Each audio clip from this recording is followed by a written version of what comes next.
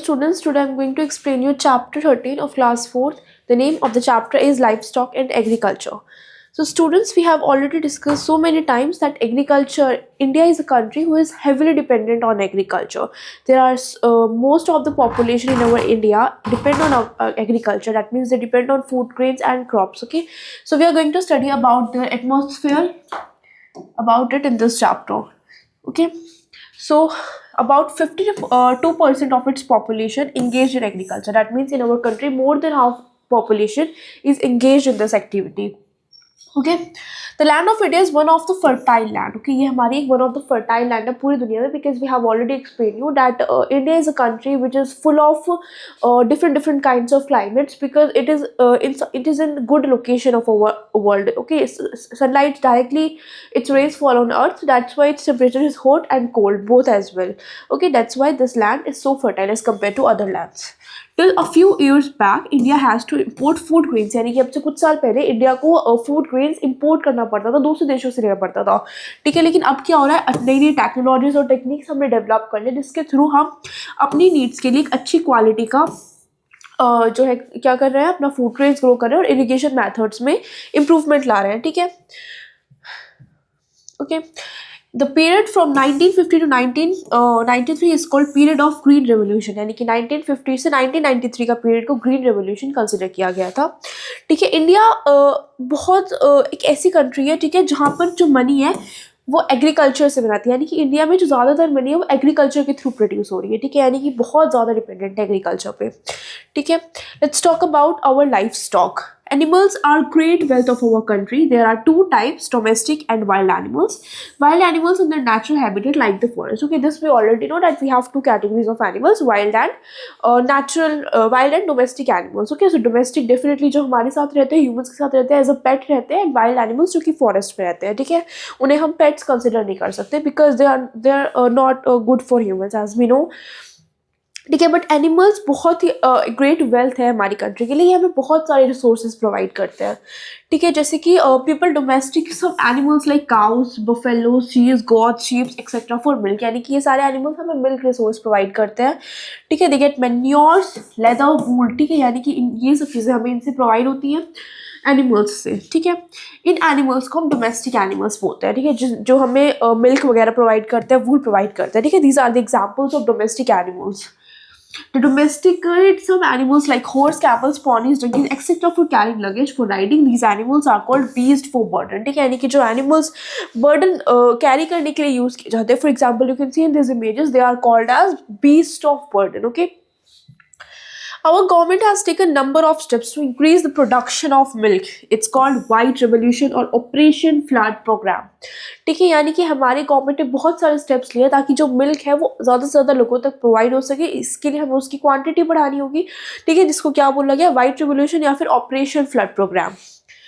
Rearing fish in artificial water reservoirs for commercial purposes is called pisciculture. ठीक है, यानी कि जो फिश को हमने देखी होंगी ना, जो फिश पकड़ते हैं, आपने मूवीज़ वगैरह पे देखा होगा कि जो फिशिंग करते हैं वो लोग, उन लोगों को क्या बोला जाता है, पिसिकल्चर. ठीक है, यानी कि जो फिश को कैरी करने का पर्पज़ होता है उसे पिसिकल्चर बोला जाता है. ठीक है, it is also being developed. This movement is called silver revolution. ठीक है, यानी कि इस प्रोडक्शन का, फिश का प्रोडक्शन भी बढ़ाया गया, जिसको क्या बोला गया, सिल्वर रेवोल्यूशन. ठीक है, बस इतना ही डिफरेंस है कि मिल्क को प्रोडक्शन को बढ़ाने के लिए वाइट रेवोल्यूशन बोला गया और फिशेस की प्रोडक्शन को बढ़ाने के लिए सिल्वर रेवोल्यूशन बोला गया. Okay, it aims at increasing the fish production. Definitely इसका एम भी फिश के प्रोडक्शन को बढ़ाना था. Our country is rich in wild animals, tigers, lions, foxes, apples, monkeys, bears, develops larger numbers in the forest. ठीक है, यानी कि ये एनिमल्स हमारे पास लार्जर अमाउंट में अवेलेबल है. ठीक है, केयर ऑफ एनिमल्स. ठीक है, अब एनिमल्स हमें इतनी सारी चीज़ें प्रोवाइड करें तो डेफिनेटली उनका केयर करना बनता है. India has the largest cattle production. यानी कि पूरी दुनिया में सबसे ज़्यादा कैटल प्रोडक्शन इंडिया के अंदर है. But the quality of our cattle is very poor. ठीक है, बट क्वालिटी अच्छी नहीं है. आपने देखा होगा कि जो एनिमल्स वगैरह वो इस तरह से रोड पर घूमते रहते हैं, उनके पास अच्छी फैसिलिटीज़ नहीं है रहने के लिए. We must improve the quality of our cattle to make them more productive. यानी कि अगर हम उनकी क्वालिटी बढ़ाएंगे तो हमें ज़्यादा प्रोडक्टिव रिसोर्सेज उनसे मिल सकते हैं. They should be clean and fed properly. हमें उन्हें प्रॉपरली क्लीन करना चाहिए और फेड अप करना चाहिए. I hope this image is familiar to you. Sea pollution must be checked. यानी कि जिस सी में वो रहते हैं वो उसकी जो पॉल्यूशन है वो भी क्लियर होनी चाहिए, डर्टी नहीं होना चाहिए.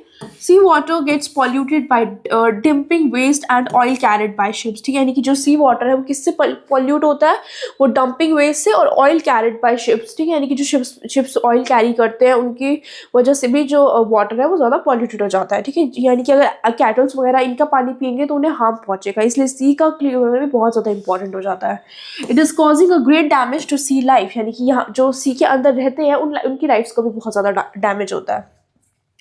Animals are our friends. We should take care of them. We should take them to veterinary doctor when they fall ill. We never be cruel to them. यानी कि आपने देखा होगा कुछ लोग एनिमल्स के साथ अच्छा ट्रीट नहीं करते हैं. ठीक है, तो दे आर ट्राइंग टू से कि हमें उनके साथ क्रूअल नहीं होना चाहिए. वे हमारे फ्रेंड्स की तरह होते हैं, वो हमें बहुत सारे रिसोर्सेज प्रोवाइड करते हैं और वो भी हमारी तरह लिविंग ऑर्गेनिजम्स हैं, तो हमें उनके साथ अच्छे से ट्रीट करना चाहिए. ठीक है, now let's go to study about some major seal crops. We produce two types of crops like rabi and kharif crops. ठीक है, दो तरह की क्रॉप्स होती है, राबी और खारिफ क्रॉप्स. कौन कौन सी होती है राबी क्रॉप्स? जैसे कि वीट, ग्राम, बार्ली, इनको हम राबी क्रॉप्स कंसिडर करते हैं. ठीक है, लेकिन मेज मिलेट्स होते हैं हम खारिफ क्रॉप्स होते हैं. ठीक है, ये जो राइस, वीट और मिलेट्स जो होते हैं ये मॉनसून में ग्रो होते हैं. ठीक है, ये जो क्रॉप्स है वो रेनफॉल पर डिपेंडेंट होती है. But today artificial means of irrigation are available. This has made increase production of these food grains possible. यानी कि भले ही जो क्रॉप्स होती है रेनफॉल पर डिपेंडेंट है, बट टेक्नोलॉजी आ रही है तो इरिगेशन के न्यू मेथड्स आ रहे हैं जिससे इनको बाकी सीजन्स में भी उगाना पॉसिबल है. Okay, next we have wheat. It is another major cereal crop of India. It is grown in winters.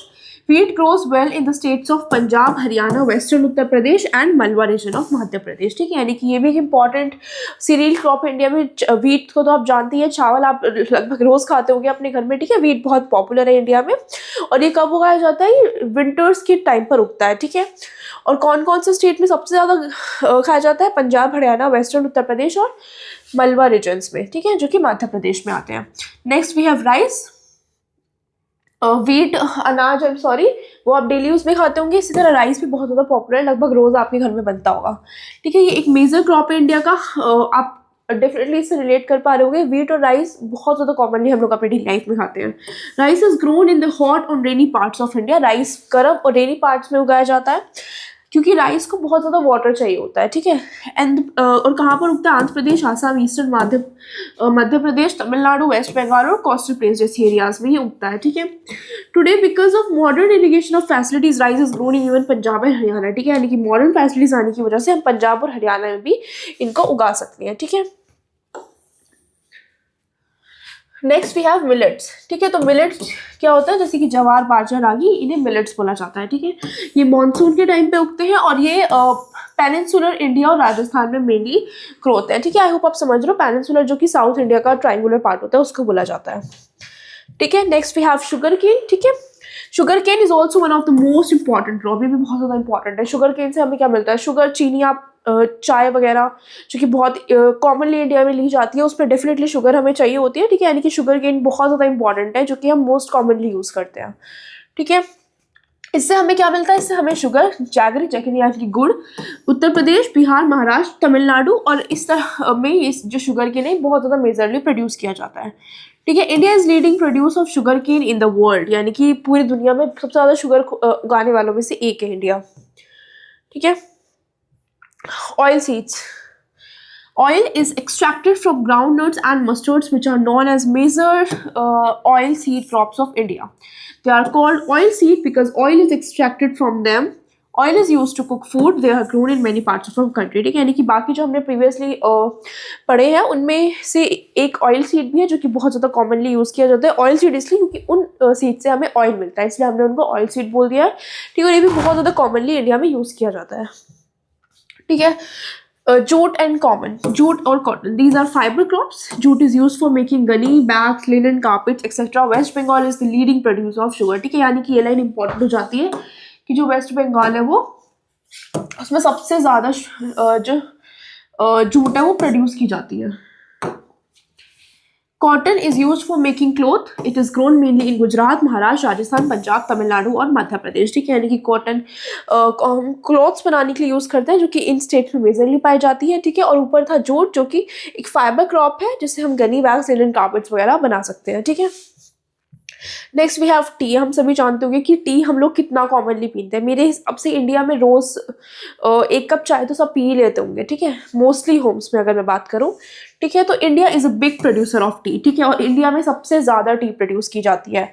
Today India is known as leader in India tea production. ठीक है, यानी कि पूरी दुनिया में सबसे ज़्यादा टी इंडिया में प्रोड्यूस की जाती है, और ये सबसे बेसिकली असम में प्रोड्यूस होती है। ठीक है, northern parts of West Bengal, Nilgiri hills in Karnataka, लेकिन सबसे ज़्यादा असम पॉपुलरली है, जहाँ पर टी का प्रोडक्शन सबसे अच्छा है। India is also produces coffee and cocoa, they are grown in Kerala, Karnataka and Tamil Nadu. यानी कि कॉफ़ी और कोकोआ जैसी चीज़ें भी इंडिया में प्रोड्यूस होती हैं। It is known for its spices like black pepper, cardamom, cloves, etc. The Malabar coast is a main producer of different kinds of spices. ठीक है, यानी कि ये सबसे ज़्यादा मेन प्रोडक्शन है जहाँ पर अलग अलग स्पाइसेस ग्रो की जाती हैं। ठीक है, अच्छा एक चीज़ और कि टी और कॉफ़ीज जो होती है उनको बेवरेज क्रॉप्स बोला जाता है। ठीक है, यहाँ पर हमने सारी इंपॉर्टेंट चीज़ें चैप्टर से रिलेटेड डिस्कस कर ली, जहाँ पर हमने बहुत इंपॉर्टेंट पॉइंट्स के बारे में सीखा कि एग्रीकल्चर क्यों ज़रूरी है, हम एनिमल्स को किस तरह से क्लीन रख सकते हैं, और कैसे से एनिमल्स हमारे फ्रेंड्स की तरह होते हैं, कितने सारे रिसोर्सेज वो हमें प्रोवाइड करते हैं। इसी के साथ हमने बहुत सारी इंपॉर्टेंट क्रॉप्स के बारे में जाना जो इंडिया में कॉमनली यूज़ की जाती है, और हमने सीखा कि वो हमें कहाँ से मिलती है। यहाँ पर हमारा एक इतना इंपॉर्टेंट चैप्टर कंप्लीट होता है। I hope you understood the chapter. Thank you.